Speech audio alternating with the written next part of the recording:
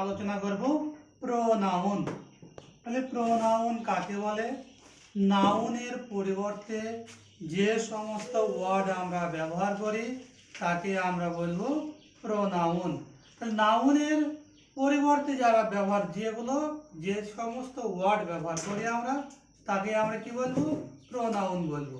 তো সেই সমস্ত প্রোনাউন গুলো এই আছে হি, হি মানে হচ্ছে সে।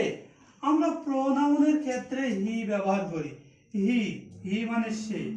আবার সি মানেও সে। তাই এখানে কখন কোন সেটা হবে? কখন এই হি মানে সে হবে, আবার কখন সি মানে সে হবে। যখন আমরা পুরুষদের সঙ্গে ব্যবহার করব, মানে পুরুষ লিঙ্গ ব্যবহার করব, তখন হবে হি মানে সে। আর যখন স্ত্রীলিঙ্গ ব্যবহার করব তখন হবে সে। তাহলে এই দুটোর অর্থ হয়েছে যে এটা পুরুষ লিঙ্গ আর এটা স্ত্রীলিঙ্গ। তাহলে এইটা হলো হি মানে সে, এটাও সি মানে সে।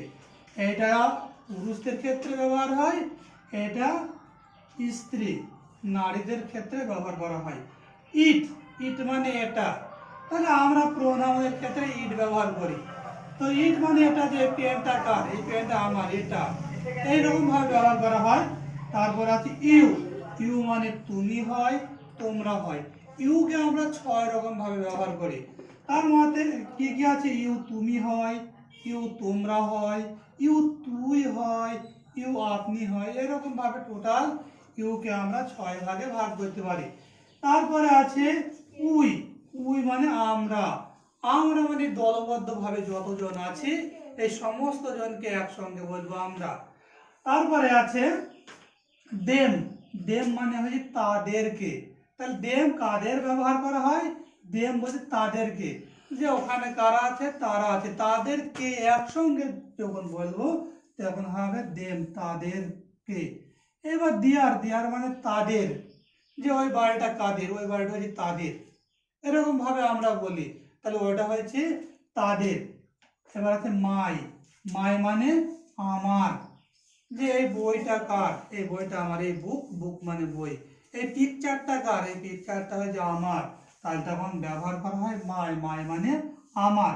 এগুলো সবই কিন্তু প্রোনাউনের ক্ষেত্রে ব্যবহার করা হয়, সব নামের পরিবর্তে। তারপর আস মানে আমাদের, যে আমরা বলি এই বাড়িটা কাদের, তখন আমরা বলি এই বাড়িটা হলো আমাদের।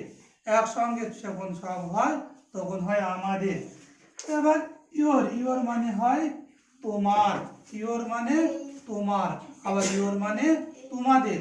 ইয়োর মানে তোমারও হয়, ইয়োর মানে তোমাদেরও হয়। তারপরে হিজ মানে তার, হিজ মানে তার। আর একটা যে হার মানে তার। এবার কোনটা? এটাও তার, এটাও তার। তাহলে কখন কোনটা ব্যবহার করব? যখন আমরা কোনো পুরুষ হিসাবে ব্যবহার করব তখন হবে এটা তার, পুরুষ লিঙ্গ।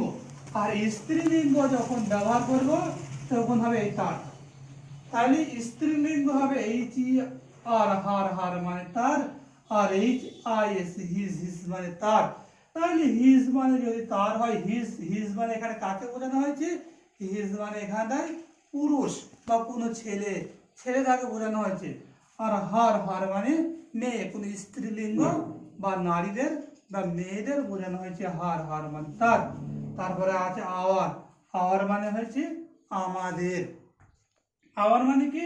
আওয়ার মানে আমাদের। দে মানে তারা, যে ওখানে কারা আছে, তারা আছে। আমরা বলি না যে ওখানে কে, ওখানে তারা সবাই একসঙ্গে খেলা খেলছে, এরকম ভাবে বলি।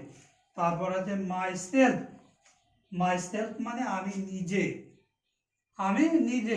যে বাড়িটা কে করলো, তখন বলবো আমি নিজের অর্থে বা নিজের টাকা জোগাড় করে বাড়িটা আমি নিজে করলাম।